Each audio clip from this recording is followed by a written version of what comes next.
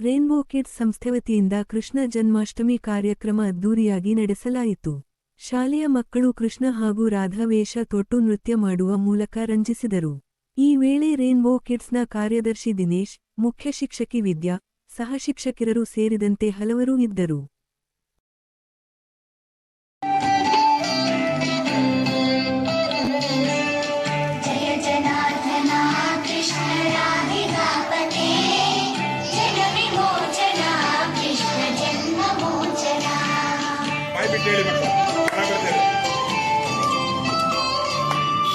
जय जनार्दन कृष्ण राधिकापते जन विमोचन कृष्ण जन्ममोचन गरुड वाहन कृष्ण गोपिकापते नयन मोहन कृष्ण नीरदीक्षण जय जनार्दन कृष्ण राधिकापते जन विमोचन कृष्ण जन्ममोचन.